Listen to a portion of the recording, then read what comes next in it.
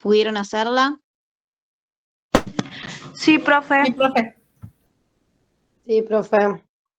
Profe, estoy con la cámara apagada porque estoy comiendo. Bueno, no hay drama. Por 2, Mica. Recién llegan de trabajar. Sí, profe, de trabajo, y después me fui a una consulta al oftalmólogo y vine volando. Está bien, me parece muy bien. Bueno, vamos a arrancar con la primera pregunta de lo que era la sífilis congénita, que decía, ¿cuáles son las consecuencias de una sífilis no tratada durante el embarazo para el feto?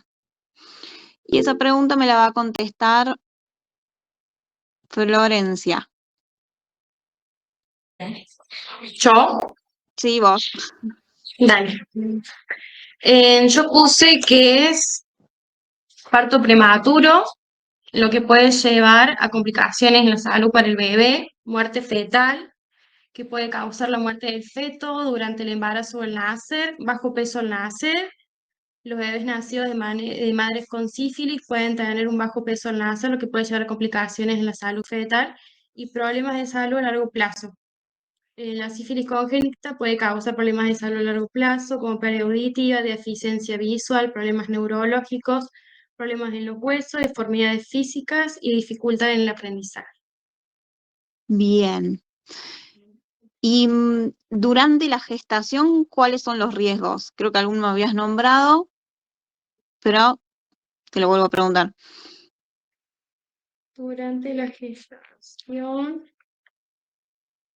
sí.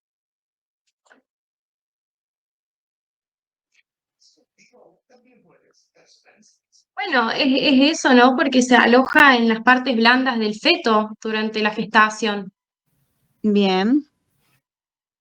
Bueno, era lo que vos habías dicho, esto del nacimiento prematuro y del aborto Bueno, el bajo espontáneo peso al o nacer muerte fetal.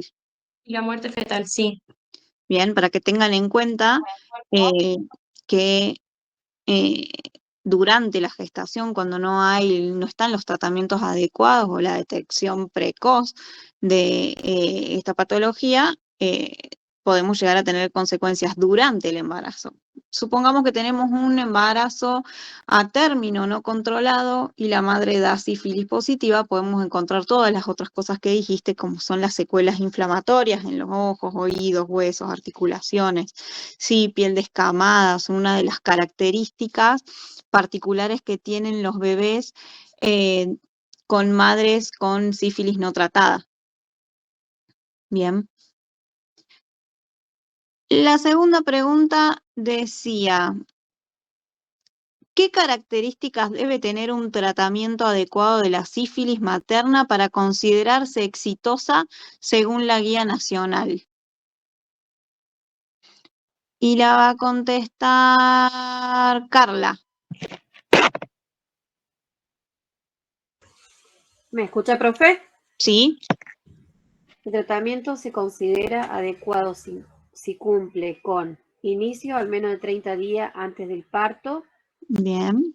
esquema completo con penicilina benzatínica Bien. según el estadio clínico, correcta administración de la dosis sin interrupción, control y seguimiento serológico con descenso de títulos no treponémicos. Ujú. Eso puse. No sé si falta algo más. Bien, bien. Bueno, las características son esas, ¿no? O sea, una vez que nosotros tenemos detectado lo que es la sífilis positiva, el tratamiento es con penicilina benzatínica. Ustedes saben que hay dos tipos de penicilina. Está la penicilina benzatínica y está la penicilina sódica. Bien, la benzatínica es la que se pone intramuscular y el tratamiento completo son 3 dosis, ¿sí? 3 dosis una vez por semana. Bien.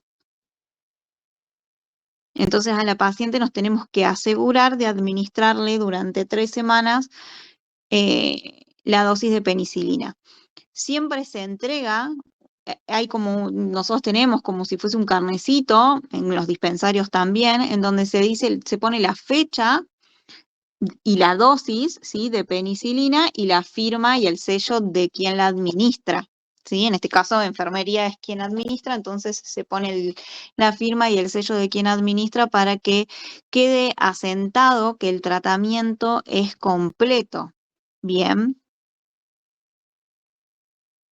Em, habíamos Profe, dicho, sí, Profe, sí, decime. todos querían hablar. No, no sé si no presté atención bien si lo habían puesto. Porque puse también yo en el primer control del embarazo es cuando se hace la prueba y se aconseja repetir en el tercer trimestre y en el puerperio Perfecto, sí. ¿Y por qué creen que se hace, por qué creen que se aconseja la repetición de los estudios? para evitar una reinfección, ¿puede ser? Bien, ¿y cuáles podrían llegar a ser las causas de las reinfecciones en sífilis?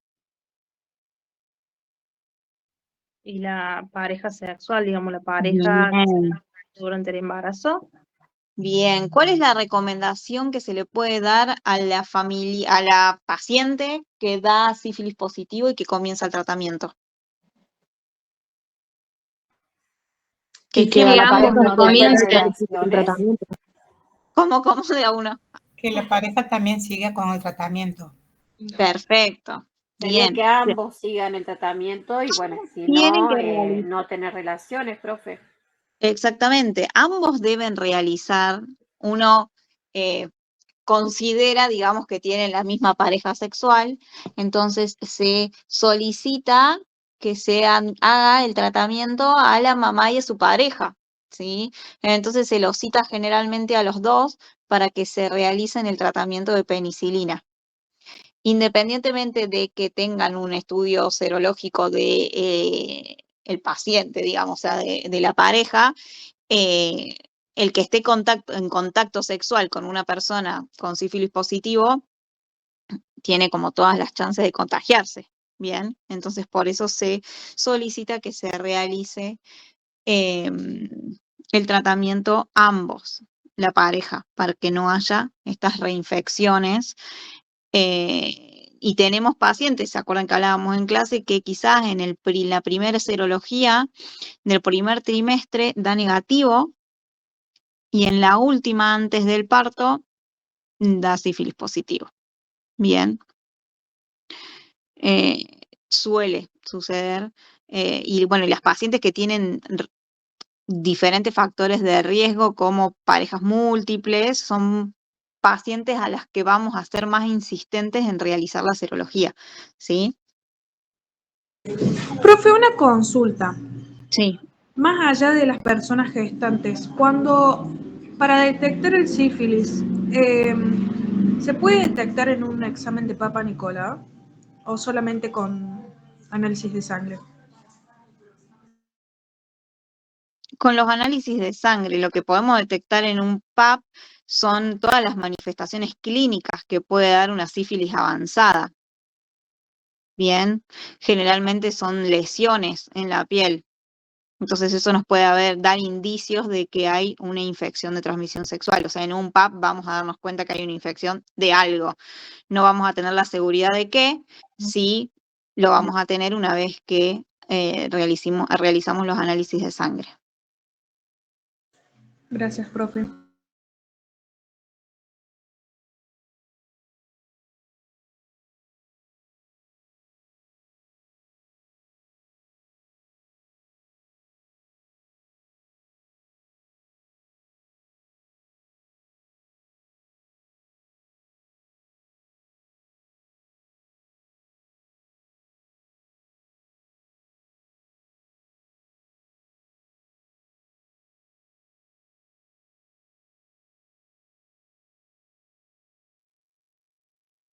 Vamos a la tercera, que dice cuál es el esquema terapéutico recomendado para la gestante con sífilis en cada trimestre del embarazo.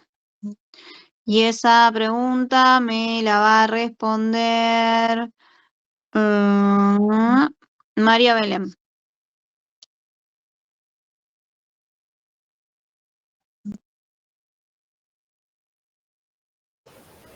Hola, buenas tardes.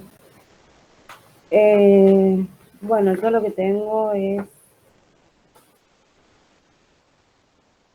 la penicilina G benzatínica, es la droga, el tratamiento de la sífilis en la gestante. Se recomienda un régimen de 2 dosis para la sífilis de menos de 1 año de evolución y de 3 dosis cuando es mayor de 1 año o se desconoce el momento de la adquisición.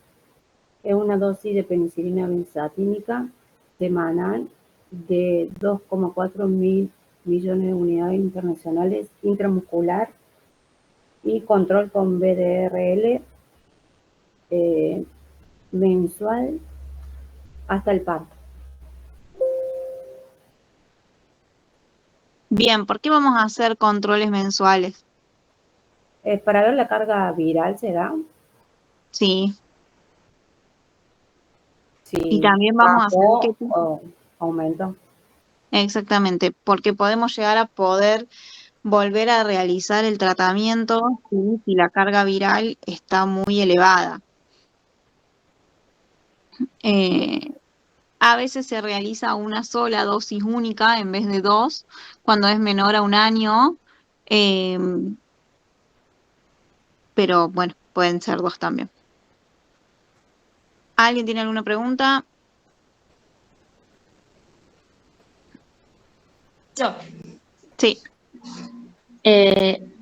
Ayer con mis compañeros estuvimos debatiendo con respecto a esto de, que, por ejemplo, yo en la tercera pregunta habíamos puesto de las unidades internacionales, o sea, cuántas se pone por vía intramuscular. ¿Eso significa cuánto le vas a poner, o sea, por gramos, por mililitros y así? Las ampollas vienen con unidades internacionales, ¿sí? Así se llama, es como la insulina, que tiene unidades internacionales. Bueno, en vez de gramos, tienen unidades internacionales. Entonces, lo que vamos a poner son las ampollas, vienen con X cantidad. Es como si vinieran con gramos, por ejemplo. Yo digo, bueno, voy a poner 500 miligramos de una ampolla que viene de 1 gramo. En este caso, la ampolla viene de 1,2, por ejemplo, hay una ampolla que viene de 1,2 unidades internacionales, ¿sí? O sea, 1,2 millones de unidades internacionales. Entonces, lo que vamos a hacer es, como nosotros en la dosis tenemos que poner 2,4 millones de unidades internacionales, vamos a poner 2 ampollas. ¿Sí? Lo que Otra dice en realidad consulta. de las unidades internacionales es la medida con la que viene la ampolla. Una ¿Se consulta, entiende? profe. ¿Tiene que ver la jeringa también? Que es parecida a la de la insulina cuando se coloca en No, unidades internacionales. no. En este caso Ah, bien. no. En el caso de la insulina sí, porque lo que se ponen son décimas muy chiquitas, por eso viene la jeringa particular para administrar la insulina. En cambio, en este caso la vamos a diluir generalmente en 10 mililitros de solución fisiológica. Nosotros lo tenemos que administrar de una manera rápida, ¿sí? Hacer que el solvente se diluya bien, porque es una medicación difícil de administrar que se cristaliza rápidamente y es muy dolorosa.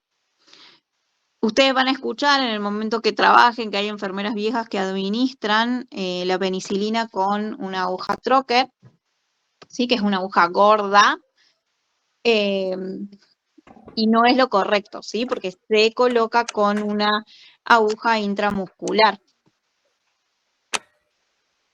¿Qué es lo que pasa con la aguja intramuscular? Que muchas veces se cristaliza, y como se cristaliza tan rápido, una vez que empieza a pasar por el bisel, se tapa y no la podés administrar más.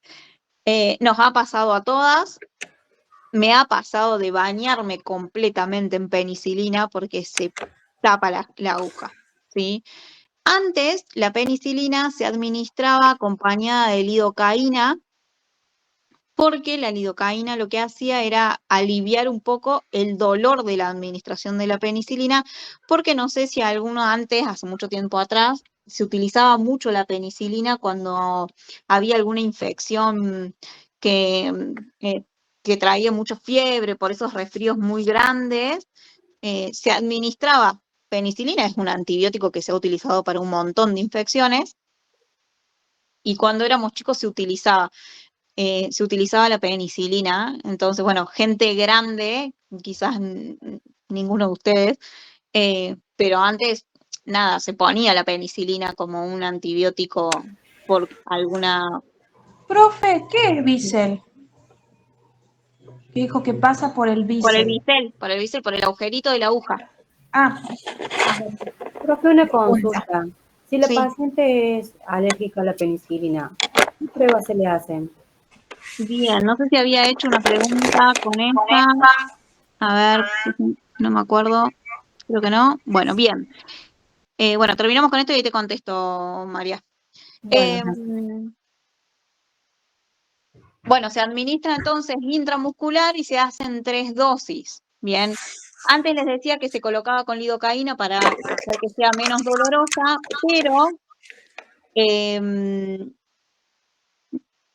se comprobó que puede reducir un poco la eficacia del antibiótico. Así que se coloca directamente con solución fisiológica. Lo que hay que hacer es mantener como tibia la preparación y administrarla rápido. Cambio la aguja y administro. ¿Sí? Cargo con una aguja, administro con otra, siempre, cualquier medicamento. Bien. Pero en este caso, súper importante cambiar la aguja. Esta es, acuérdense, la benzatínica, la que se coloca intramuscular. Está la otra penicilina, ¿sí? Que se administra como profilaxis y se coloca endovenosa. Entonces se prepara en solución fisiológica. Lo que me preguntaba Belén era que qué pasaba con una paciente que es alérgica a la penicilina. Una En el paciente que... año te salían, creo que sí lo Sí, leí eso. Sí. no, sí, porque a mí, yo nunca me coloqué penicilina y póngale, si yo voy a un control y me tienen que colocar, o sea, en este caso estamos hablando de una embarazada, ¿qué control se le hace o qué prueba se le hace para saber si es o no alérgica? Si ella no sabe si es alérgica o no. No sé si me comprende. sí, o sea, a no ser que tengas una reacción, nadie te va a hacer una prueba para ver si sos alérgica a la penicilina o no. Primero. Bien, no, porque siempre Si ya preguntan, tenés ¿sos antecedentes, alérgica a la penicilina? está Yo bien, lo pero vi en la neonatal y las personas no sabían qué responder. está bien. Nunca me puse. Sos alérgica una vez que se demostró una reacción adversa a algo que te has administrado, ¿sí? No es Ah, que se bien. hace la prueba para ver si sos alérgica o no sos alérgica. Generalmente se le pregunta porque siempre vos tomaste un amoxiclavulánico, si sos alérgica a la penicilina, no la podés tomar. Ah, bien, bien. Gracias. Bien, entonces, ¿cómo nos vamos a dar cuenta? Vas a empezar con un antibiótico en algún momento de tu vida y vas a hacer una reacción alérgica y ahí sí se van a hacer las pruebas de alergia para ver a qué antibiótico sos alérgica, ¿sí? Si hiciste una reacción a algo. Generalmente las primeras reacciones alérgicas son leves. El problema es cuando nosotros nos exponemos varias veces a algún agente alérgico. Bien. Entonces se le pregunta siempre a la paciente si es alérgica a alguna medicación porque a la altura de, no sé, 13 años que ya puede estar gestando, va a tener alguna prueba a alguna medicación si fue alérgica o no. A ver, si vos me decís, no, bueno, mi mamá es alérgica a la alérgica a la penicilina. No quiere decir que porque mi mamá sea alérgica a la penicilina, yo voy a ser alérgica a la penicilina. Ahora, si tenemos una paciente que es alérgica, ya comprobada, diagnosticada, a la penicilina, ¿qué es lo que se hace? Con el sífilis, lo que se hace es que el único antibiótico capaz de tratar la penicilina, tratar la sífilis es la penicilina. Entonces, se hace una sensibilización, se le llama, ¿sí? A la paciente se la interna y se le empieza a administrar penicilina endovenosa en dosis muy mínimas para hacer que, o sea, como para empezar a sensibilizar y que el organismo, por así decirlo, se acostumbre a esta medicación para poder lograr colocar la dosis completa de penicilina. ¿Sí? Entonces lo que se hace es esto que les digo que se llama sensibilización a la penicilina. Bien. Esto es en el caso de una paciente que sea alérgica a la penicilina y que realizando este tratamiento tolere la penicilina. Si no la tolera, se realiza con otro esquema de antibióticos como es la clindamicina. Pero siempre en sífilis se realiza este procedimiento que se llama sensibilización a la penicilina para poder lograr administrarla completa. ¿Se entiende? Sí.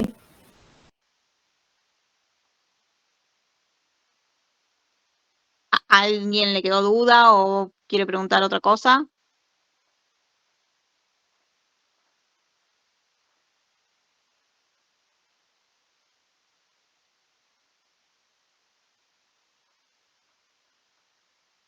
¿No? No. Bien. Vamos a la otra pregunta que decía,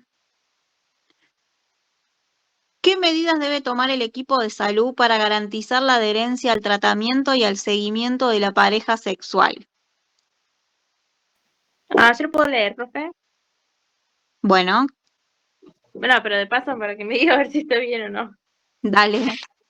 La medida más importante para la prevención de la sífilis congénita es el adecuado control prenatal y la identificación y tratamiento de las embarazadas infectadas y de sus propias parejas, de sus parejas sexuales, perdón. El resultado y el tratamiento de la pareja deben constar con un seguimiento, como parte del cuidado del embarazo muy importante. La falta de tratamiento de la pareja es la principal causa de la reinfección durante el embarazo. Ah, eso es lo que había. Bien. No sé, hasta ahí nomás. Perfecto. No, está perfecto. Sí, es esto de que asegurarnos bien de que tiene que haber un control serológico después del tratamiento, ¿no? Una vez que nosotros administramos las 3 dosis de penicilina, igualmente tenemos que hacer un control para ver cómo está la carga viral.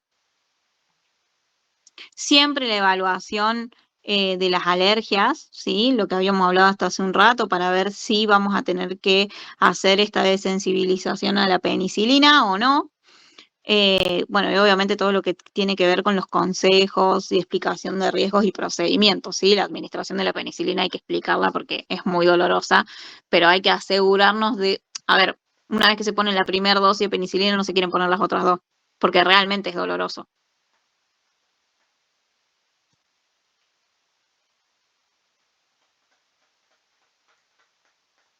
Bien, ahora las 5.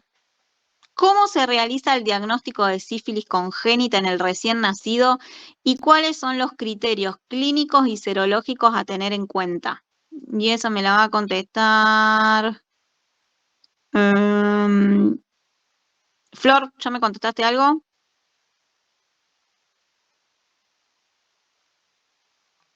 La otra Flor. Hola, profe, ¿yo? Sí. Son dos Flor. ¿Cuál era la pregunta de la sífilis? A ver. La 5 de la sífilis.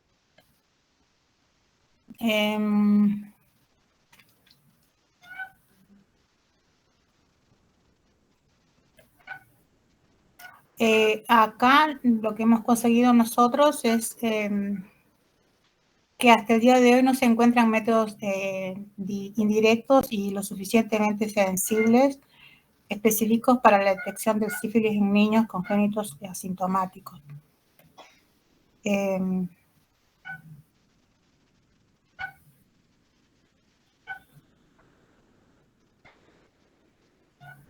Bien, ¿alguien más tiene como para contestar esa pregunta? A ver, espere que siga leyendo. Sí, profe. El recién nacido tiene una prueba treponémicos o no treponémico positivo, que no confirme el diagnóstico. El neonato se le debe evaluar el tratamiento y seguimiento serológico que recibe la madre durante el embarazo y también a su pareja para definir si es necesario tratar al recién nacido. Bien.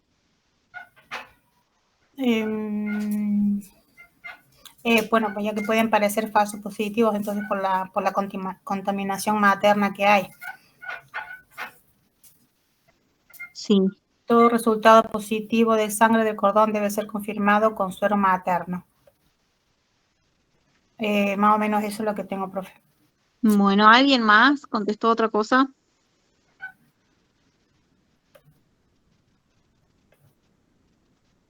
No, profe, yo tengo casi lo mismo. Profe, Sí, decime. Flor lo hizo con nosotros, así que esa respuesta tiene como 5 párrafos más o menos. Sí. Pero puede ser que sea eso de las pruebas troponémicas, algo así, que hay una que es no tropoménicas y la otra tropoménicas, algo así, que una es cualitativa y la otra es calificativa. Sí, perfecto. Lo que yo quiero que sepan y que no se vayan tan a la profundidad, ¿sí? Es que nosotros tenemos que ver lo que son los anticuerpos neonatales, ¿sí? Tanto de la madre como los del recién nacido. Al nosotros poder cuantificar los anticuerpos, vamos a poder confirmar si hay una infección congénita o no. ¿Sí? Entonces lo que quiero que no se compliquen con esta pregunta, es que lo que tenemos que hacer es una interpretación, ¿sí?, de los anticuerpos. Si los anticuerpos neonatales están más altos que los de la madre, vamos a tener se confirmaría la infección congénita, ¿sí?, de la sífilis. Y después tenemos lo que es una evaluación como clínica, ¿sí?, que son todos lo que son los signos y síntomas que puede llegar a traer el bebé. Una de las características principales en el nacimiento son las lesiones cutáneas. Es como si el cuerpo del recién nacido estuviese como todo... ¿Cómo? Ahora, profe, yo puse algo. Profe, Sí. ¿Quién es? Yo puse signos y síntomas, lesiones cutáneas, lesiones óseas, problemas respiratorios, problemas hepáticos, hematológicos y el examen físico detallado que puede llevar a los signos de sífilis congénita, como sería el criterio serológico del BDRL y los anticuerpos. Perfecto. Básicamente, así de resumido, es como quiero que lo tengan, ¿sí? Que no se vayan tan a la profundidad de todo como lo serológico, hematológico, porque nada, nosotros vamos a ver más los signos clínicos con un resultado positivo o negativo de lo que es la sífilis, ¿sí? Pero los signos clínicos sí los vamos a ver, principalmente las lesiones cutáneas, ¿sí? Nosotros las vamos a ver y vamos a tener seguramente un síndrome respiratorio al momento de nacer. Tienen generalmente una dificultad para la adaptación al momento de nacer a la vida extrauterina. También Después, decía que podía presentar en hiperbilirrubina y como un llanto ronco. sí, perfecto. Puede haber también como una rinitis. También hay una hepatomegalia. Puede haber anemia, puede haber, bueno, y después puede haber signos como tardíos en dientes, puede haber sordera. Hay un montón de signos clínicos que pueden ver y que se pueden desarrollar a largo plazo, digamos. Pero bueno, quiero que tengan como un contexto general de cuáles son las consecuencias que puede traer una sífilis no tratada.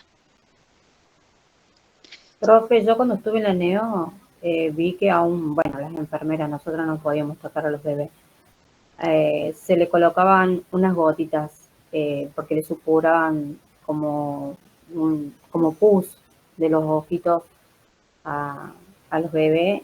Entonces, no sé cómo se llama, lo que Generalmente les se da, administra aparentemente estaban como edematizados los ojos y supurando. bien. Sí, habría que ver si había alguna otra cosa, pero generalmente lo que se pone es la eritromicina, que es un antibiótico que de por sí ya se coloca como profiláctico una vez que nacen, ¿sí? Siempre se le pone una gotita en cada ojo. Y bueno, habría que ver después si había algún otro tipo de infección en el momento del nacimiento. Profe, ¿Sí? yo quiero hacer dos comentarios. Yo una vez, cuando mis bebés estuvieron internados, vi como había un bebé con un estado avanzado de sífilis que tenía como una condición que su cabecita estaba muy, muy hinchada y de ahí constantemente le hacían como drenajes. Tenía como una apertura en la cabecita y le hacían drenajes. Y también leí en el apunte de que puede suceder de que haya hijos de mamás con sífilis, de que nazcan asintomáticos. Ujú. Sí, pueden nacer asintomáticos, pero en algún momento van a empezar a manifestar. Generalmente puede llegar a ser, por ejemplo, una hipoacusia, es uno de los síntomas más comunes, que no lo podemos ver hasta pasados los, pasados los meses de nacimiento, ¿no? Eh, o bueno, problemas eh, no sé, en hígado. Puede Claro, ser porque también recién estábamos de hablando algo de los síntomas, pero bueno, también pueden nacer asintomáticos. Sí, sí, Mili, es real, pueden nacer sin ningún tipo de síntomas. Por eso, bueno, se les hace sí o sí una serología. Eh, en realidad, lo que se evalúa es la cantidad de anticuerpos, sí, que hay. Porque en realidad, eh, como que el 90% de una mamá con sífilis no tratada va a traer una sífilis neonatal. Sí, es muy bajo. eh, a ver, en realidad al revés, es muy alto el índice de contagio. Entonces al bebé se lo va a tratar con penicilina cuando nace, independientemente de que si esté sintomático o asintomático. Lo que hay que diferenciar si ya es una sífilis congénita o una sífilis neonatal. Congénita, digamos, como que ya durante todo el desarrollo viene con la sífilis avanzada. Pero al recién nacido que nace de una mamá con sífilis se le hace el tratamiento, no, yo no me acuerdo, me parece que son entre 12 y 15 días de penicilina. O sea, las pacientes quedan, o sea, los bebés quedan internados eh, para el tratamiento de la sífilis. Un horror.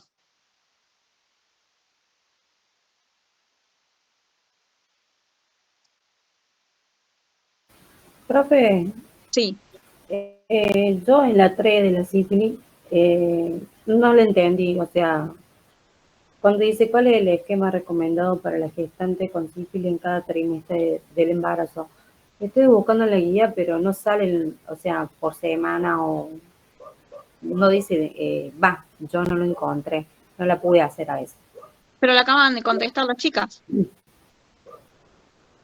No, presta atención, no.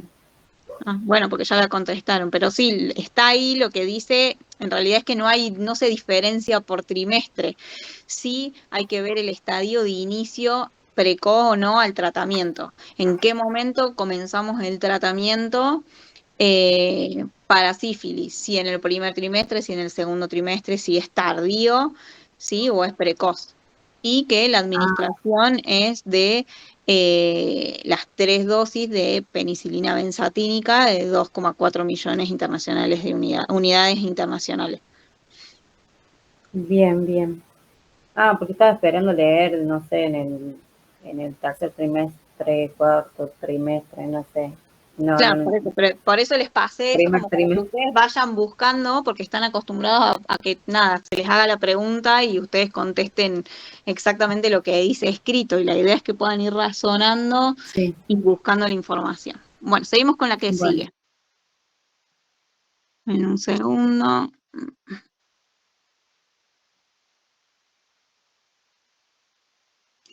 Bueno, ahora íbamos con VIH en embarazo. La primera pregunta dice, ¿cuáles son las estrategias que recomienda la Guía Nacional para la prevención de la transmisión vertical del VIH? ¿La puedo Mica, ¿vos responder, contestaste una? profe? Sí, decime. Sí, la puedo responder yo. Bueno, dale. Bueno, dice, para avanzar, lo que yo encontré, para avanzar en esta reducción es necesario implementar programas de diagnóstico precoz para embarazadas, disponer de un laboratorio especializado, drogas antirretrovirales y un equipo de salud perinatal multidisciplinario entrenado para el manejo de estas pacientes.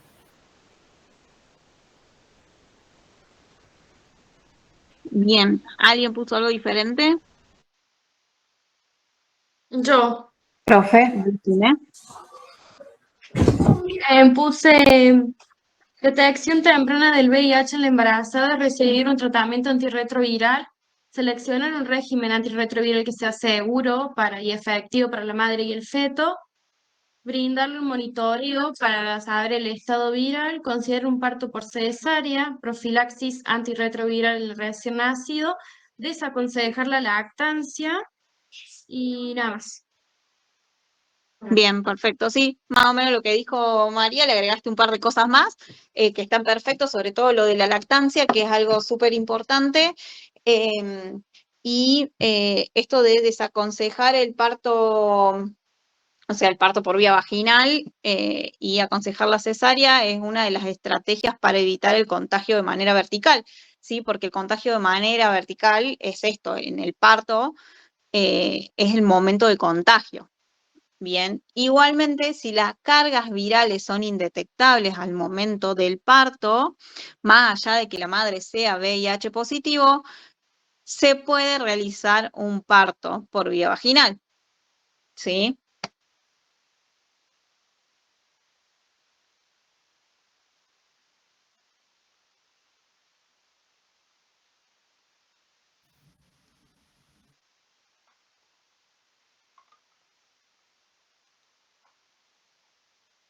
¿Tienen alguna pregunta? Si no, seguimos con la otra pregunta que viene.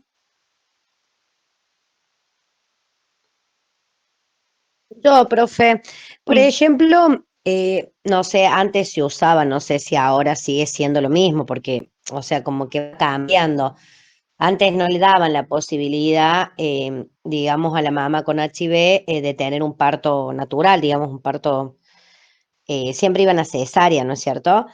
Por ejemplo, ahora, existe, o sea, hay una ley o existe algo que, por ejemplo, que la mamá que tiene HIV, o sea, tenga que sí o sí, que la tengan que ligar o no. No, O no, sea, no, puede no. seguir teniendo La bebés. madre puede seguir teniendo hijos, todos los hijos que quiera, porque sea VIH positivo, no, no, no, nada la va a obligar a dejar de ser madre, digamos. O sea, no se puede Claro. seguir embarazando, no hay nada que haga que la liguen, O digamos. Es sea, más, eso va, digamos, en la conciencia de la mamá, digamos, porque lo que pasa más es allá que que el bebé no nace, digamos, o sea, tiene todos los tratamientos, digamos, para no tener HIV, que creo que se lo hacen hasta los 6 años, sí, em, o sea, va, digamos, en la mamá, porque si la mamá, o sea, no hay ninguna ley que lo obligue, digamos, a hacerle a ella el tratamiento. A ver, le comento esto porque había una compañerita de mi hija, de la que tiene sí, ahora 19, que, por ejemplo, la mamá se entere que tenía HIV, digamos, cuando va a nacer esta nena, digamos, de 19 años. No, o sea, nunca se hizo, digamos, los controles, nada, le dan el alta y después de esa bebé vinieron 3 bebés más, de los cuales una falleció, digamos, la que tiene 19 años, que sería la que tenía la edad de mi hija, y los otros 2 niños que tiene, los 2 tienen HIV. O sea, no hubo ninguna ley, digamos, que a ella, digamos, la obligara a hacerle el tratamiento, porque, a ver, se hizo una reunión en el colegio y si a esa mamá hubiese tenido no sé, alguna contención del Estado, que en ese entonces la tenía la infectóloga, la doctora Asís, si quizás hubiesen tenido, por medio, digamos, de un asistente social y eso, a lo mejor esas niñas, o sea, de por sí la de 19 estaría viva, porque podía vivir normalmente, digamos, con esa enfermedad, o sea, digamos, tratada. Y las otras 2 nenas tampoco tendrían, digamos, esa enfermedad. Por eso pensé que existía una ley que, o sea, o las obligara a hacerse, digamos, más allá que no podemos juzgar a nadie, muchas veces son circunstancias que a lo mejor lo desconocemos, cómo viene el contagio, ¿no? Pero por ahí tendría que existir esa ley como para que la mamá, digamos, siga el tratamiento con su bebé. Mira, yo, por ejemplo, la respuesta que estamos respondiendo, yo, por ejemplo, hay una parte que dice que Abril, estás. se le recomienda que se le recomienda realizar el test a toda embarazada de forma voluntaria, que sea con consentimiento informado y confidencial. O sea, no es algo que lo tengas que hacer. A ver, si la madre no lo quiere hacer, no lo va a hacer. Y no es la única. Yo creo que hay un montón de casos, pero justamente es de forma voluntaria, confidencial y con consentimiento informado. Me parece que algo que sea, por así decirte, obligatorio, no hay, mi punto de vista. Sí, es real, Abril, lo Claro, que vos claro. decís. Igualmente lo que dice Cele, el hecho de obligar a la mamá a realizar el tratamiento.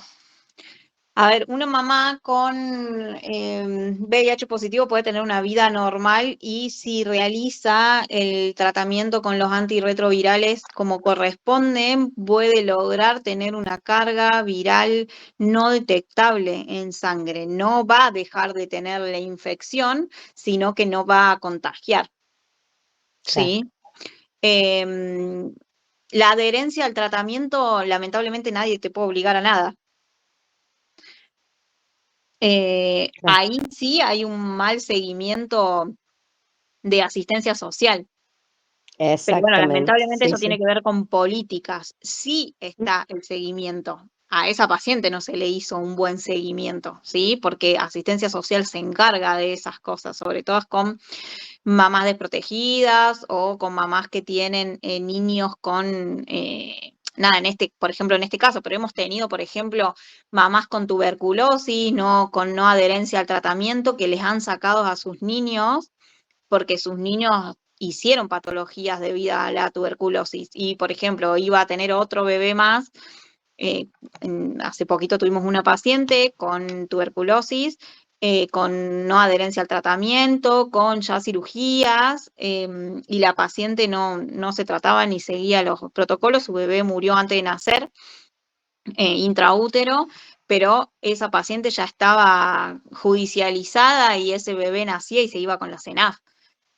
Entonces, a ver, esta particular que vos estás contando no tuvo el seguimiento como corresponde, digamos, pero no Tal quiere cual, decir que el profe. Estado no se hace cargo o que Exactamente, y falleció tal cual las patologías que usted está diciendo. Ella primero los 2 años le pulsaron uno de los pulmones, se le llenó de pus y ella fallece justamente de tuberculosis.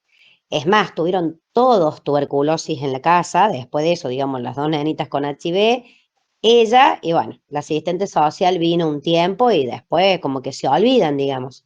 La nena falleció con prácticamente 19 kilos y tenía 12 años. Sí. Y nunca o sea, más allá que, por ejemplo, varias mamás tratamos de impedir, digamos, este final, lo que a nosotros nos explicaba el colegio, justamente lo que usted está explicando.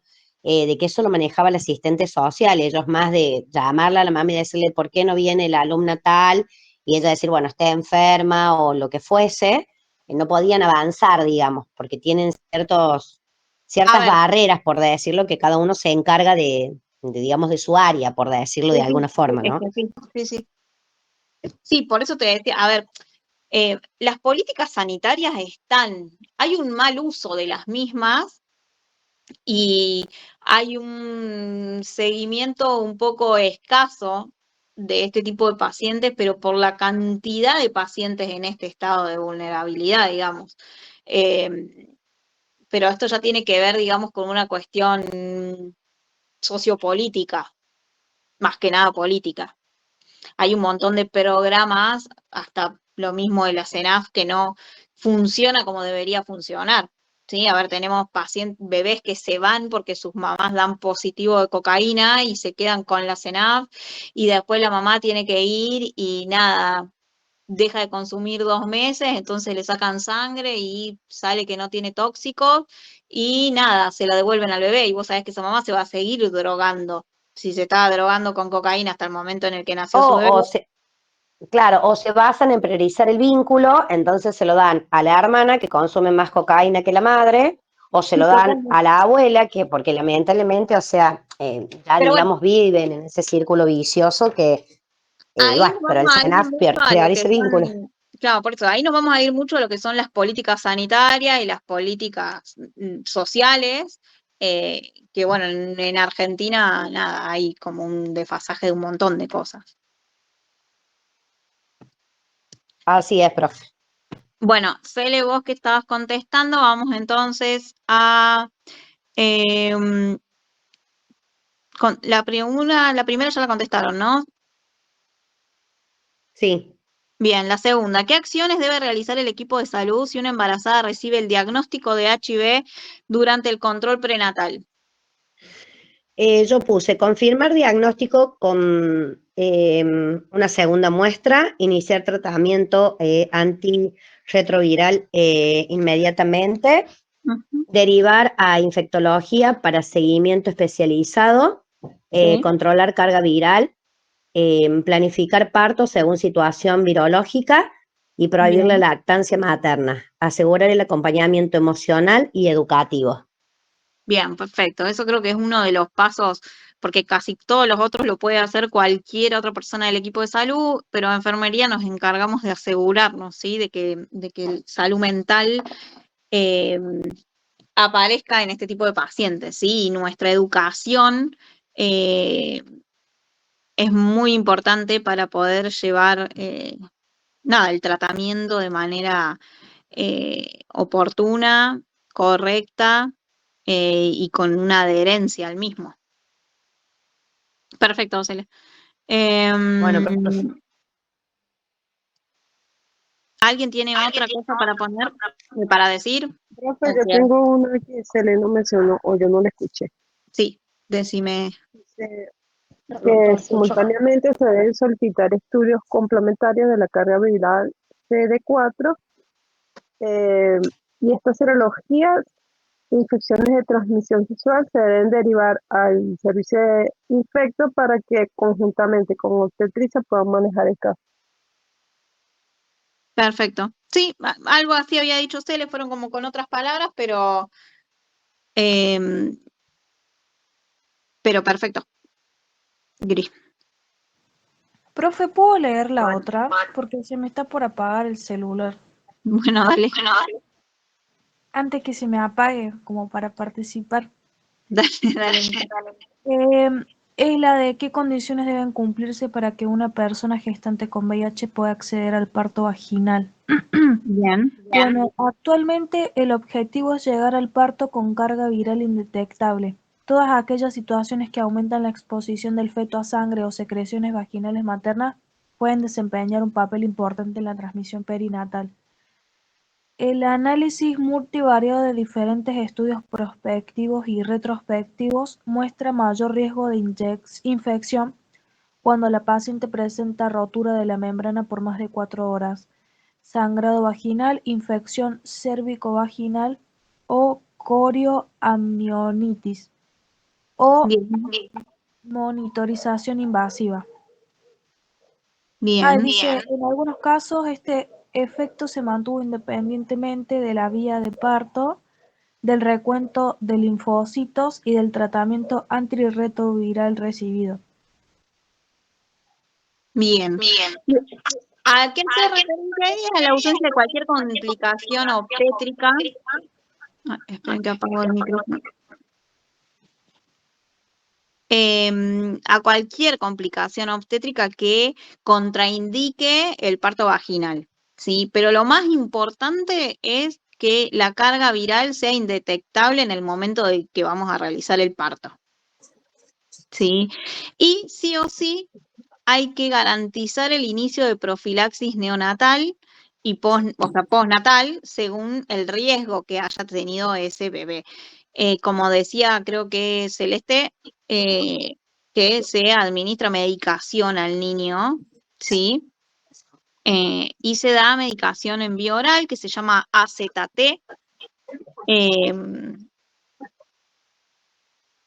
Nada, hay diferentes tipos de droga, pero la más común es esa, es como un jarabe y se le da desde el momento del nacimiento al recién nacido y tiene un tratamiento largo.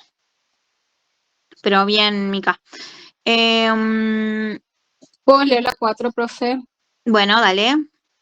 Dice, ¿qué indicaciones específicas existen respecto a la lactancia en personas gestantes con VIH positivo en Argentina?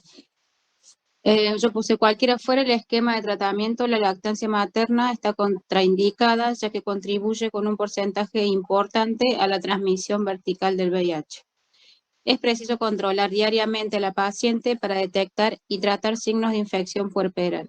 Administrar fórmulas lácteas para la edad que deben facilitarse al alta y en cada control junto con la medicación. Perfecto.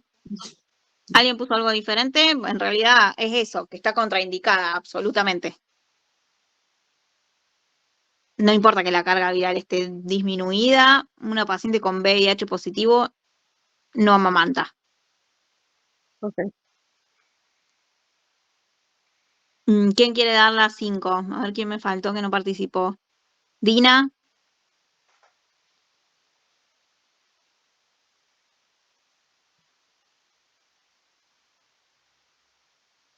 Dina.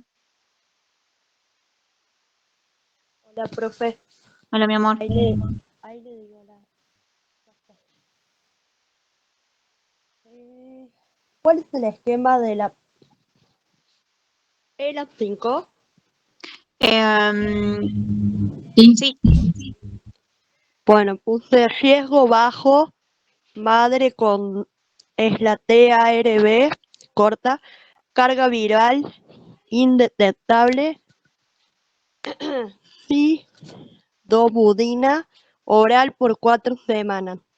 Riesgo alto, madre sin, bueno, le dije TARB o con una carga viral detectable. Combinación de AZT más lamivudina más nevirapina por 6 semanas. La elección depende del riesgo de transmisión vertical y debe iniciarse dentro de las primeras 12 horas de vida. Bien, perfecto. Muy bien, Dina. Para que les quede como más, no necesito que se aprendan las drogas en este momento. El AZT es una de las más comunes que se va combinando con la citobudina y con otras y que depende del protocolo de cada hospital es cómo se va a tratar a la infección. Sí es importante que sepan es que según el riesgo materno es cómo va a ser, o sea, cómo fue la carga viral detectada o cómo fue la adherencia o no adherencia materna al tratamiento, ¿sí? Entonces vamos a tener una profilaxis combinada que puede ir de las 4 a las 6 semanas, o si es de bajo riesgo, o sea que la carga viral no es detectable y que la mamá estuvo adherida al tratamiento, va a ser un esquema más simple, quizás solamente el AZT sin ninguna otra de las drogas, por unas 4 semanas más o menos.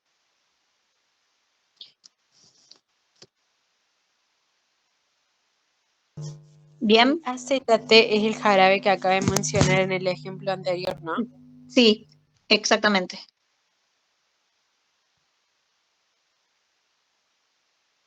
Bien, bueno, terminamos entonces con lo que era HIV y vamos a ir con lo que es el estreptococo beta hemolítico, que nosotros le decimos estrepto B o EGB. Ustedes van a ver esas siglas en el pizarrón generalmente o en las historias clínicas van a ver que diga EGB positivo, EGB no realizó o EGB negativo. Y bueno, es una bacteria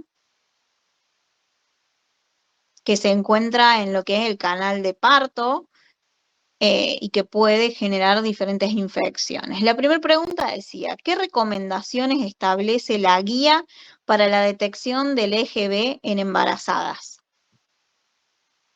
¿Y quién no participó?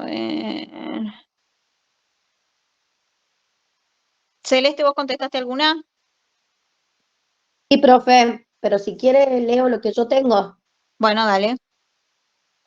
La Guía Nacional recomienda realizar un cultivo vaginal rectal entre las semanas 35 y 37 de gestación en todas las personas gestantes. El objetivo es detectar colonización por EGB y definir si corresponde profilaxis antibiótica intraparto. Perfecto. ¿Alguien? ¿Alguna otra cosa puso? Parecido igual, profe. Bien, importante que se realiza entre las 35 y las 37 semanas de gestación. Y bueno, ahí vamos viendo las otras preguntas y ahí vemos cómo, si Profe, agregamos alguna otra cosa más. profe, Sí, decime. yo en indicaciones tengo que no se realiza el cultivo en mujeres con antecedentes de infección urinaria o bacteriuria por EGB durante el embarazo, ni en aquellas que tienen un hijo previo con infección invasiva por EGB, porque estas deben recibir profilaxis antibiótica intraparto directamente. Exactamente, esos son pacientes que sí o sí vamos a hacer la profilaxis antibiótica, así que nada, no la van a someter si bien el estudio es nada, o sea, es pasar un hisopo por la vía vaginal y ano, no, básicamente no es necesario realizarlo porque igualmente va a recibir el tratamiento.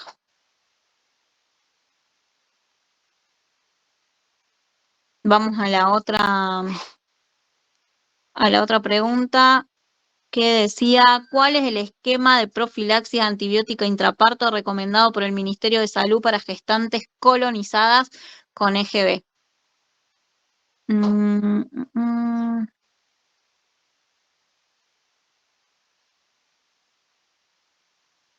Claudia,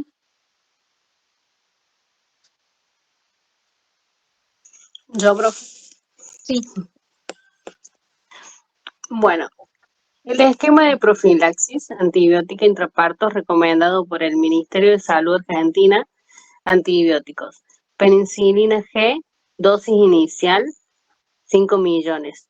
Dosis de mantenimiento, 2 millones y medio. Alternativa polar alérgica, ¿cómo? Sí, está bien. Alternativa por alérgica a la penicilina sin riesgo de anafilaxia. Rifaxiolina, dosis inicial 2 gramos. Luego 1 gramo cada 8 horas hasta el parto. Si EGB es sensible a la clindamicina y eritromicina con riesgo de anafilaxia, clindamicina y eritromicina. Clindamicina 900 miligramos cada 8 horas. Si es resistente o no, si conoce sensibilidad, vancomicida, 1 gramo cada 12 hasta el parto. Eso nomás, profe. Bien, importante que tienen que saber que las más comunes para utilizar son lo que es la penicilina y la ampicilina, ¿sí? Cuando nosotros tenemos a alguien alérgico a la penicilina, vamos a recurrir a alguna cefa o a la clindamicina, ¿sí? Diferente a la sífilis, que había dicho antes, creo que le había contestado María Belén, que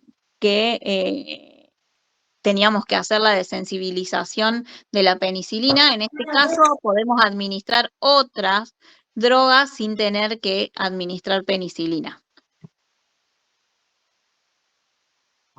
Cuando hablan de lo que es la carga siempre es, si usamos penicilina, los 5 millones, como dijo Claudia, y después se mantiene, es el mantenimiento cada 4 horas de 2,5 millones de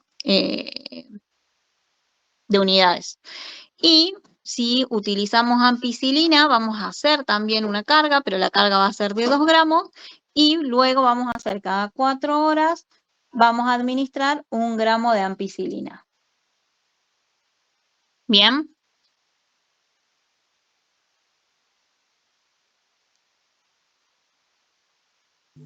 Profe, ¿puede ser que toda la administración de esas medicación sean intravenosa? Todas son endovenosas, sí. Se colocan en suero, se diluye, la penicilina siempre se va a diluir por lo menos en 100 de solución fisiológica. Y la ampicilina, los 2 gramos, la solemos diluir en 100 y después puede ser diluida en 10 solamente y no hace falta colocar como una infusión continua, sino que puede ser en bolo.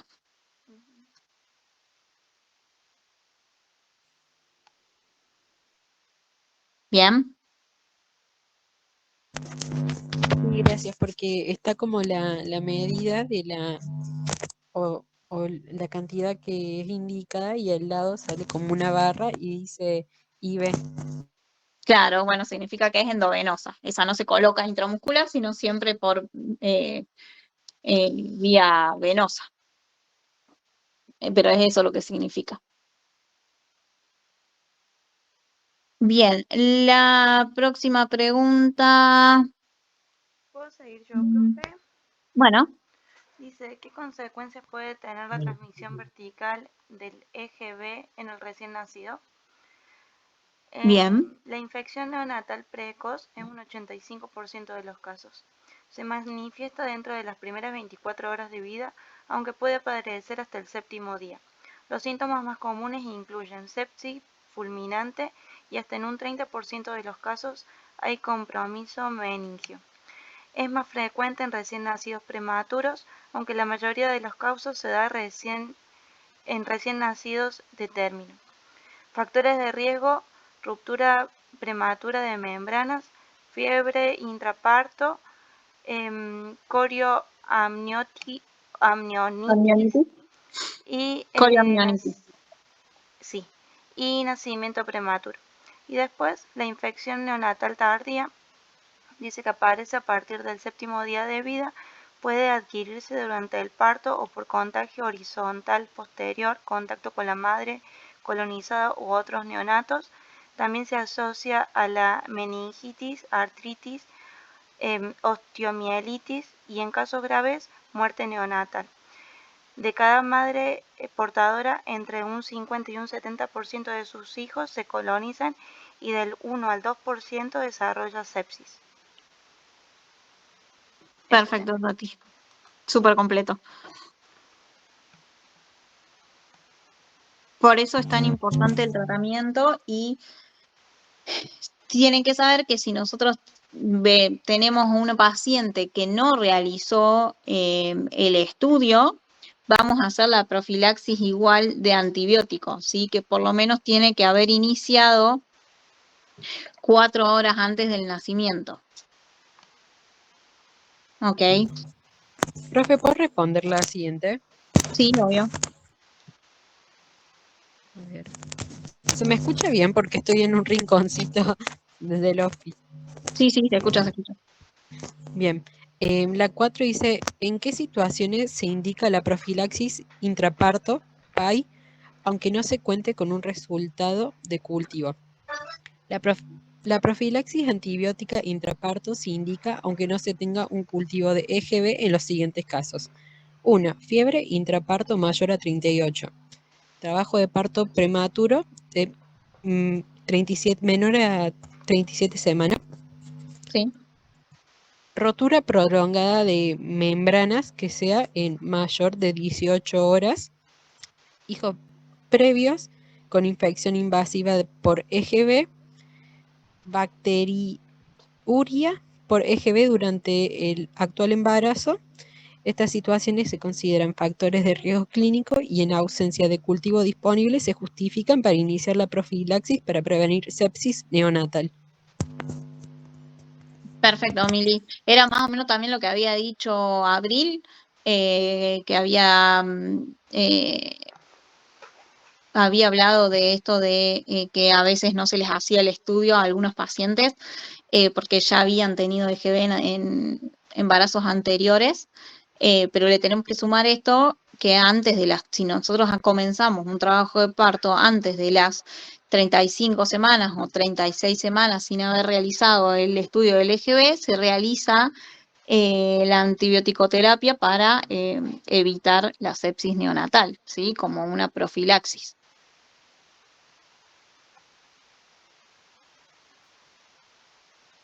¿Quién quiere? Poner la otra. Bueno. ¿Por qué es importante aplicar la profilaxis en el momento correcto del parto? Aplicar la profilaxis antes del parto permite que el antibiótico actúe correctamente y reduzca el número de bacterias. Si se administra muy cerca del parto, no alcanza con prevenir la transmisión. Por eso se requiere la profilaxis 4 horas antes del parto. Al reducir la colonización, disminuye el riesgo de sepsis neonatal, neumonía y meningitis.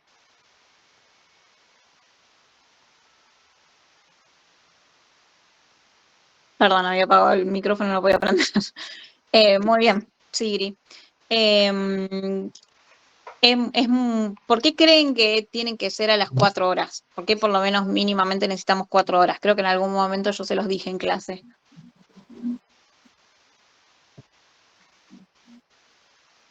¿Para que logre niveles efectivos en la sangre o en los tejidos? No. Porque el antibiótico tiene que llegar a algún lugar y tarda 4 horas en llegar. ¿A dónde? ¿A la placenta? Claro, tiene que cruzar la barrera placentaria, entonces para llegar y traspasarla, necesita por lo menos 4 horas. Por eso necesitamos 4 horas, administrar previo al parto 4 horas, si no es como si no hubiésemos hecho ningún antibiótico. Por eso se dice mínimamente 4 horas. Perfecto. Bueno, vamos a lo último, que es lo de la hepatitis. Participaron todos. Aldana, creo que me faltaba participar. De los que están conectados, ¿no? Me faltan como... Sí, profe, no, esa última no la hice. Bueno. ¿Alguien que quiera participar? Belén, Carla, Celeste, Meli. Yo puse en la 5 porque es importante aplicar la profilaxis antibiótica, bueno, perdón la letra, porque todavía no lo pasé, en el momento correcto del trabajo de parto. Es crucial para prevenir infecciones maternas y neonatales graves como la infección del tracto urinario o la sepsis neonatal. Eso fue lo que puse. Bien. Bueno, y ahora vamos a la 1, Belén, de la hepatitis. ¿Qué criterios utiliza la Guía Nacional para detectar embarazadas con riesgo de transmisión vertical en hepatitis?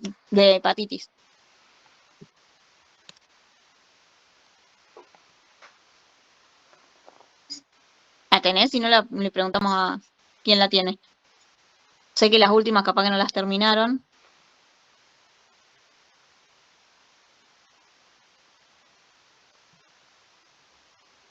¿Alguien la contestó? Sí, profe, yo si quiere la leo. Dale. O la estaba Se leyendo con detecta el micrófono mediante el... apagado. Ah, bueno, para, se la estaba leyendo. Ah, bueno. Perdón, es que la estaba buscando acá en los papeles.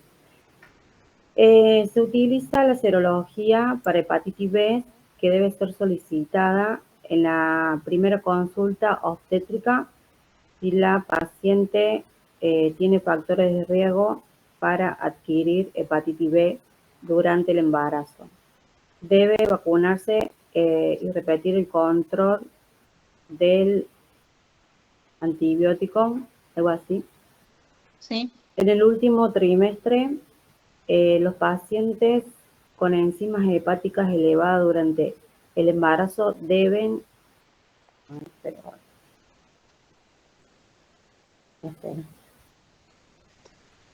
ser estudiadas serológicamente para descartar o confirmar hepatitis A, B o C.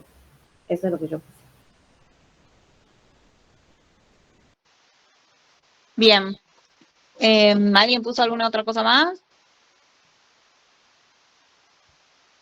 Bien, lo importante, como lo que dijo Belén, en realidad es como ver la detección del antígeno, ¿sí? Ver si somos positivos o no en hepatitis B para poder evitar la transmisión o el riesgo de transmisión vertical. En la pregunta 2 dice, ¿qué medidas preventivas deben aplicarse al recién nacido hijo de una madre con hepatitis B positivo? ¿Quiere que la responda yo, profe? Dale. Ok, yo tengo. El recién nacido cuya madre es portadora del antígeno de superficie de hepatitis B debe recibir medidas preventivas en las primeras horas de vida para evitar la infección. Las indicaciones son aplicar la vacuna de la hepatitis B en su primera dosis dentro de las primeras 12 horas de vida. Simultáneamente a su aplicación de la inmunoglobulina específica antihepatitis B, dentro de las próximas 12 horas en un sitio diferente al de la vacuna. Completar el esquema de las dosis adicionales de la vacuna generalmente a los 2 y a los 6 meses. Y finalmente se debe realizar un control serológico entre 9 y 15 meses de vida, evaluando el antígeno para confirmar si el niño desarrolló protección inmunológica adecuada. Perfecto. Bien. ¿Alguien puso algo diferente? Porque lo importante es lo que dijo, como la administración de la vacuna de la hepatitis B, como súper importante. Y si la madre es positiva, le vamos a administrar la inmunoglobulina, ¿sí? Ahí vamos a desarrollar como la respuesta inmunitaria.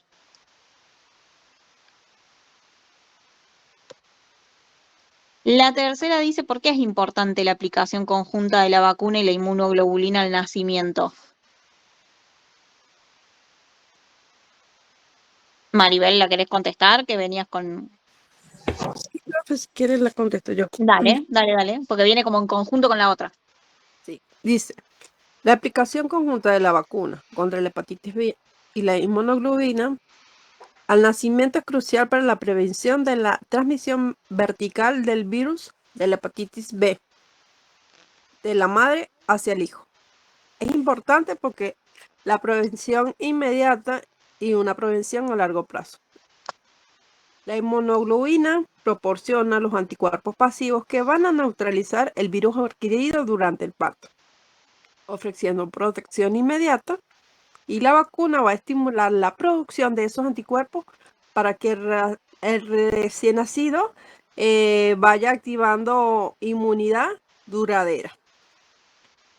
Por otro lado, tenemos la reducción de riesgo de infecciones crónicas sin profilaxis. Hasta un 90% de los recién nacidos infectados van a desarrollar la infección crónica, ya que puede llevar a una cirrosis o un cáncer de hígado en la vida adulta. Combinando las vacunas, esto va a reducir un riesgo significativamente entre un 85 y un 95%. Perfecto, o sea que básicamente la profilaxis, o sea, lo que es la vacuna y la inmunoglobulina, lo que va a hacer es evitar casi por completo, o sea, porque es casi por completo las complicaciones en la vida de adulto de una infección de hepatitis, bien, que trae consecuencias graves. Sí, Todos los recién nacidos, y quiero que ya eso lo vayan anotando porque cuando veamos la recepción, se les administra al momento del nacimiento en la recepción la primera dosis de hepatitis B. ¿Sí? Luego se va a completar todo lo que es el calendario, pero se coloca en el momento de nacimiento junto con la vitamina K la vacuna de la hepatitis B. ¿Sí? Ahora, en un caso con su mamá con hepatitis B positiva, se va a administrar la inmunoglobulina. ¿Bien? Profe, inclusive en el texto dice que la administración dentro de las primeras 12 horas de vida es esencial para maximizar la efectividad la efectividad que supera el 90% en la prevención de transmisión perinatal, incluso en madres con alta carga viral. Sí, sí. Como que eso, las primeras 12 horas son cruciales. Antes, hace mucho tiempo atrás, al momento del nacimiento se ponía la BCG solamente. Hoy se coloca esta vacuna, pero antes de retirarse de la institución, como con importancia hoy es la de la hepatitis B, ¿sí? Que se coloca conjuntamente a la vitamina K, al momento del nacimiento. Así que imagínate la importancia. Pero sí, baja demasiado el porcentaje de infección. Entonces el recién nacido se le administra la vacuna, la dosis de hepatitis B, la de la vitamina K, en caso de la madre con sífilis, no me sale el nombre, con hepatitis, se le pone inmunoglobina, creo que es. La inmunoglobulina, porque casi el 90% del bebé que nace por parto en una paciente con hepatitis B va a tener el contagio vertical, por eso se hace la profilaxis con la vitamina y con la inmunoglobulina, para evitar como que la activación de esta infección. Pero también le colocan en la BCG o ya no. ¿O sí? Sí, pero se coloca no en el momento de la recepción, sino se coloca antes de irse de la institución.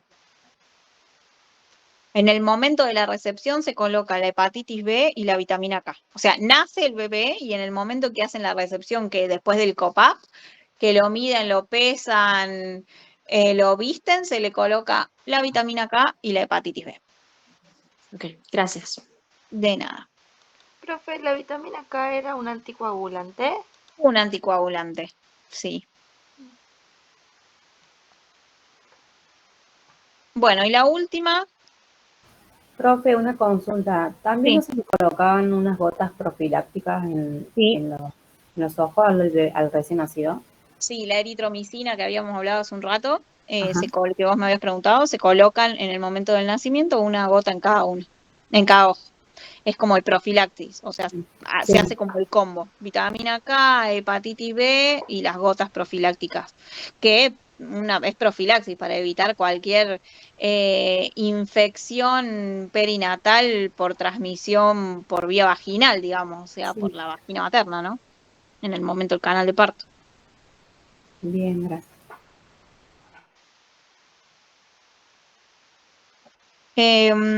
¿Por cuál íbamos? La 4, profe. ¿Qué seguimiento deben tener los lactantes expuestos a hepatitis B para confirmar la eficacia de la profilaxis?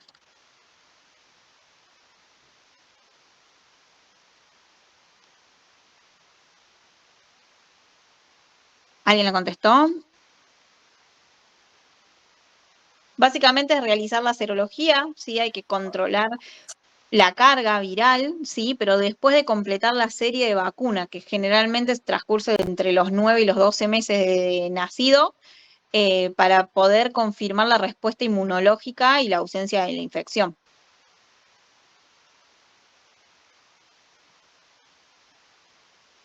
Yo la contesté así, profe, ¿se la puedo leer? Sí. La 4 es, ¿no?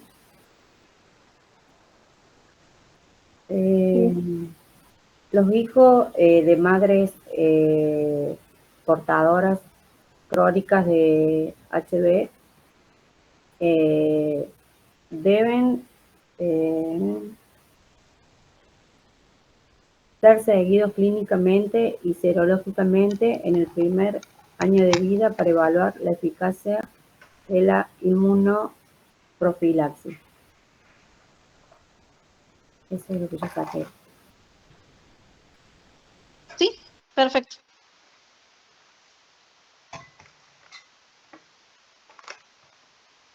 Bueno, y la última pregunta que decía, ¿qué rol cumple el equipo de enfermería en el control de esquemas de vacunación en el caso de hepatitis B perinatal? Profe, Sí, decime. yo puse garantiza la aplicación oportuna a la vacuna de inmunoglobulina al nacer. Registra y controla el cumplimiento del esquema completo 3 dosis. Educa a la familia sobre la importancia del seguimiento y los controles serológicos. Participa en la coordinación con el equipo médico y el sistema de vigilancia. Informa, orienta y hace seguimiento del lactante expuesto. Muy bien, Carla. ¿Alguna otra cosa puso? Yo la hice, si usted quiere la leo. Sí, si es algo más, ¿le agregaste algo más? O sea, diferente a lo que dijo Carla. Sí, dice el cumplimiento al esquema de vacunación completo requiere un seguimiento estrecho del paciente y el funcionamiento de la referencia y contraferencia del hospital a los centros de asistencia periférico. Este cumplimiento es fundamental para lograr la máxima eficacia, detectar a los pacientes no respondiendo, no, los pacientes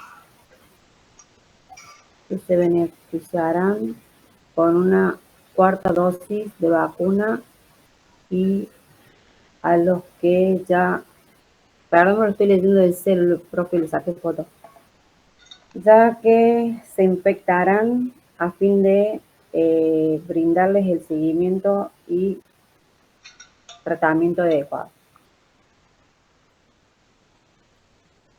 Ok. No, pues tengo rota la pantalla, por eso no puedo leer bien la pantalla del celular.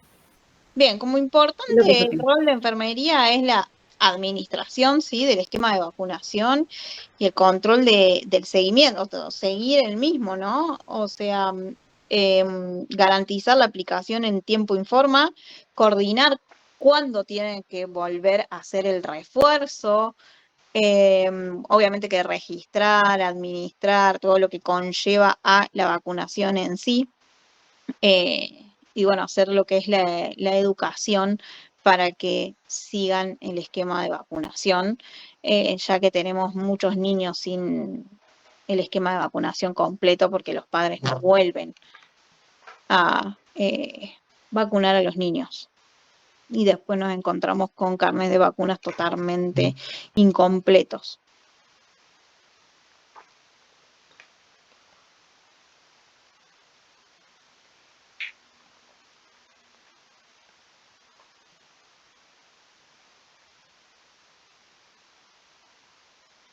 Bueno, ¿tienen preguntas?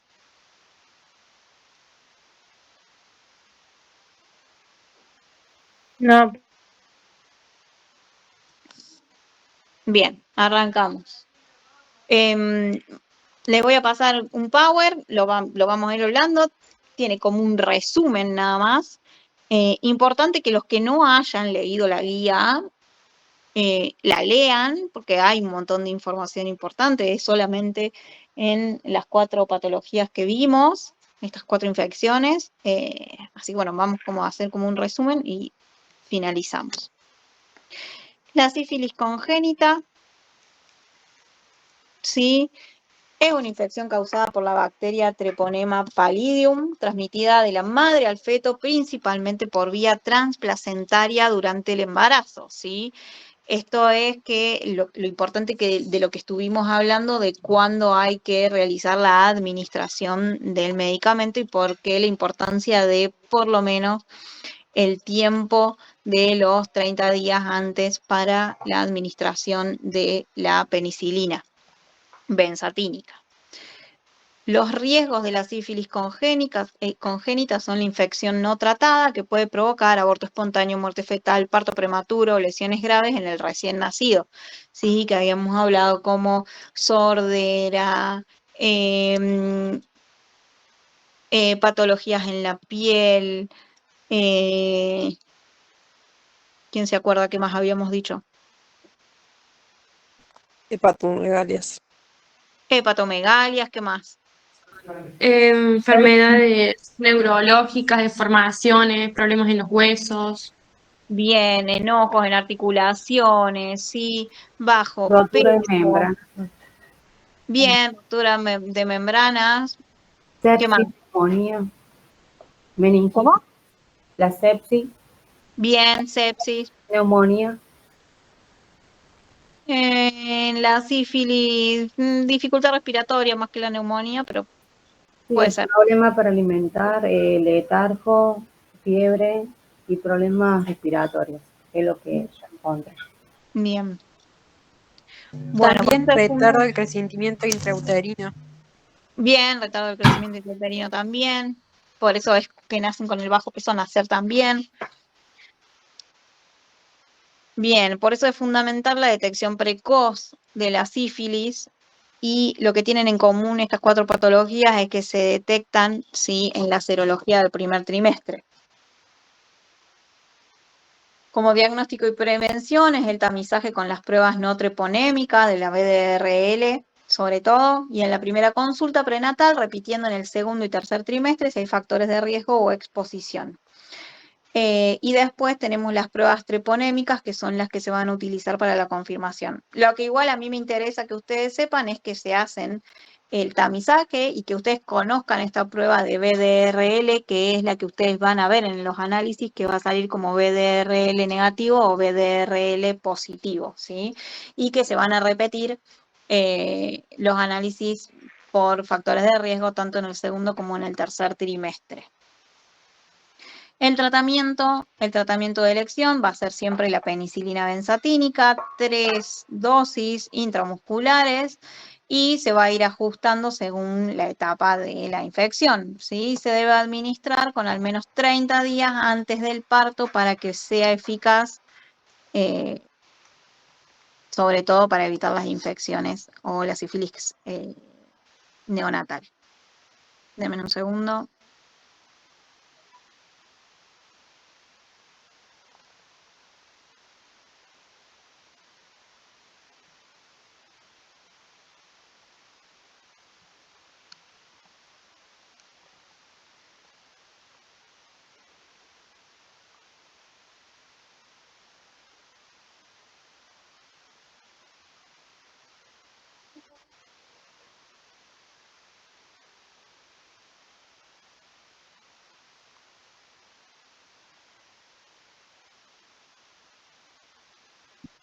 Chicas, ¿tomaron asistencia? Sí, grito, Maro. Perdón. Bien, después tenemos el estreptococo del grupo B, que es una bacteria que coloniza el tracto genital y digestivo y se transmite principalmente durante, en realidad, el trabajo de parto en el canal vaginal. Como el riesgo de infección perinatal puede causar sepsis, neumonía, meningitis en el recién nacido con alta morbimortalidad, ¿sí? a veces nacen los niños y presentan esta dificultad respiratoria que los mantiene no adaptados a la vida extrauterina y es ahí donde comienzan todas las complicaciones. Siempre ustedes van a ver que en el momento de la recepción, neonatología pregunta si la paciente es Hb positivo, si estuvo con el esquema o se pudo completar el esquema antibiótico, que es muy importante para evitar el riesgo neonatal. La detección se realiza. Sí. Con respecto a esta de la EGB, me queda una duda, porque dice que se transmite principalmente por el parto vaginal, ¿no? Si es, por ejemplo, que sea por cesárea, ¿se transmite lo mismo al ser,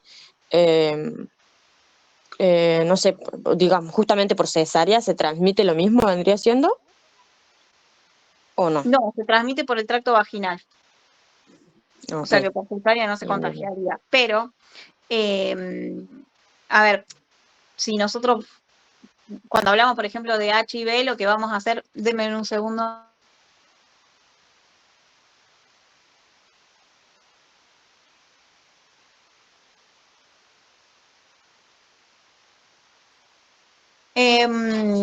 Cuando hablamos de HIV, por ejemplo, vamos a tener como elección hacerlo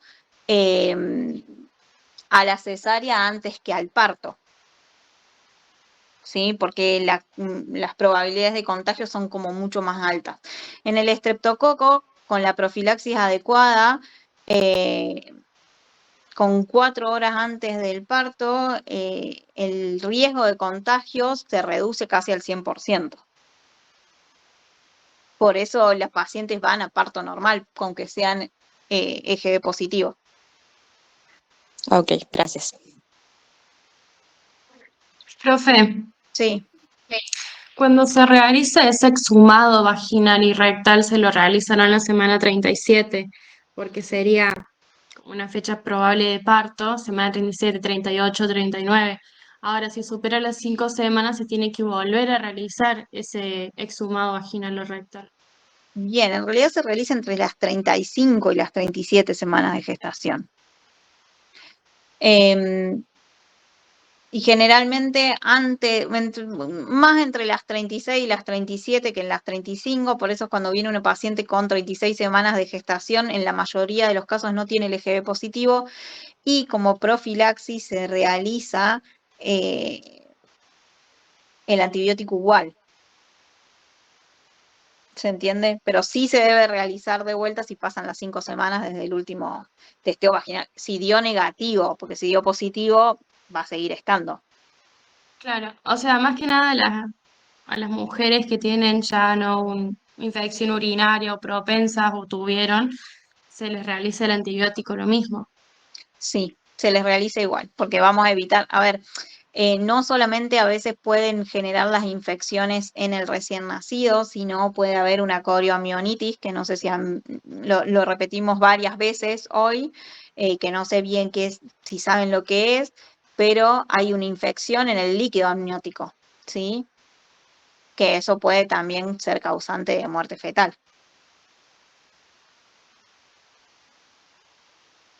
Bueno, el tratamiento es la profilaxis antibiótica intraparto con penicilina o ampicilina, que es fundamental para las gestantes colonizadas con factores de riesgo, administrándose al menos 4 horas antes del parto.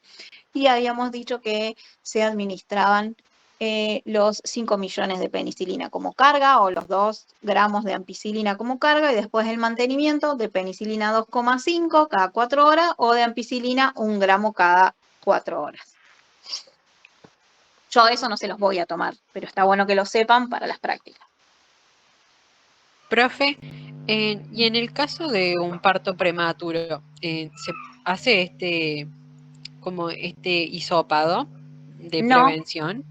no, o sea, es que no se hace el hisopado, se hace el tratamiento, se hace la profilaxis antibiótica. O sea, si nosotros venimos con una PP de 34 semanas, vamos a ponerle antibiótico hasta que se haga el parto.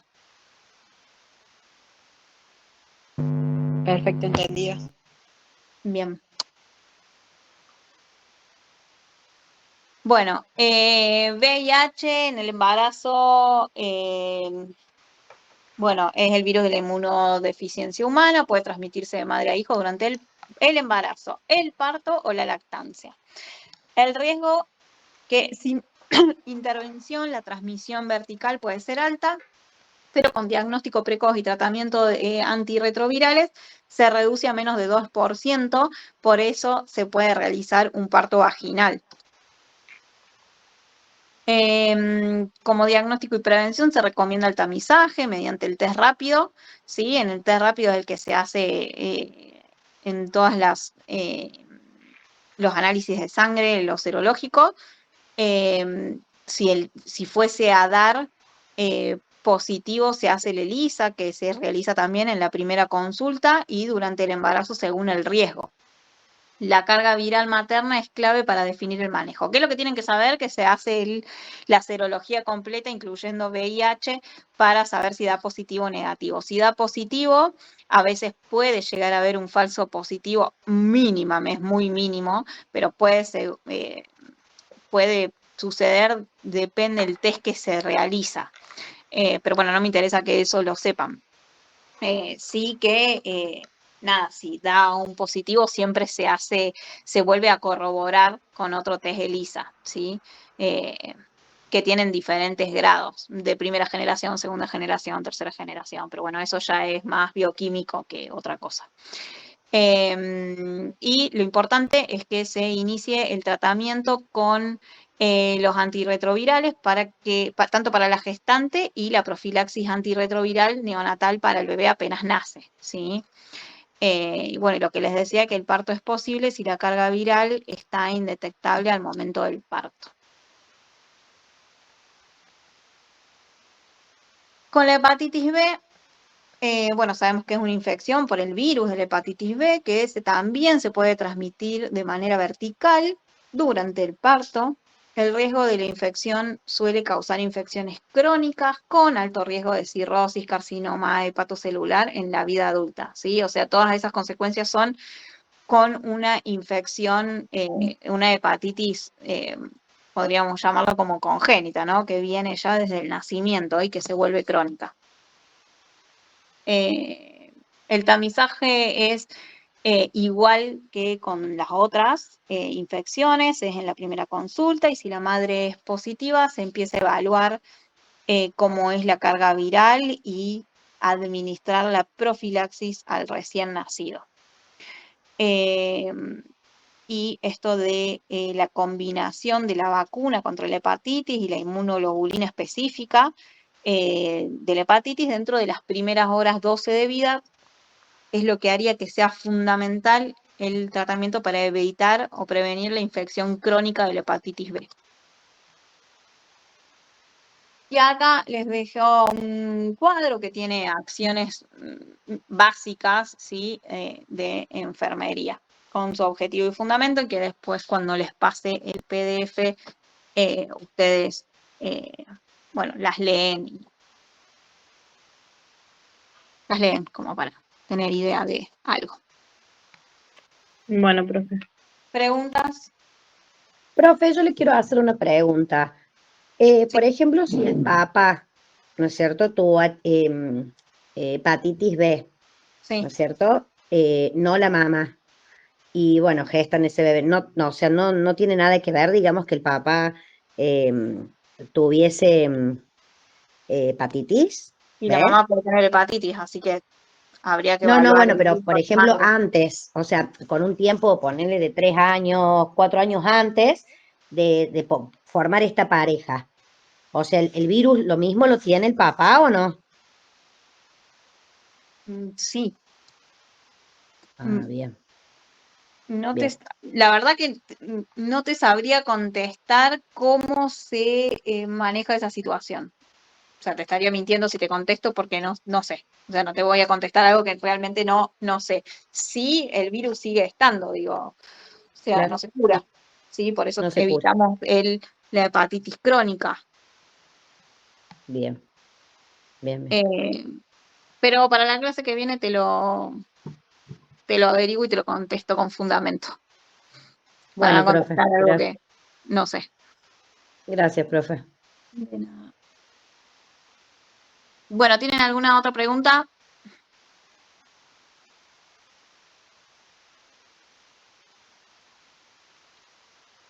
¿No? Por ahora, profe, tengo que volver a leer todo. Pero antes de retirarnos, ¿podría quedarme a hablar con ustedes un rato? Después en clase, porque yo ahora me tengo que ir, terminan, si querés, el jueves. Bueno. A no ser que sea rápido lo que me quieras decir. ¿Belén? Sí, algo rápido. Bueno. Bueno, chicos, los dejo. Bueno, profe. Chao. Chao. Chao. Nos vemos, cuídense. Lean, estudien, por favor.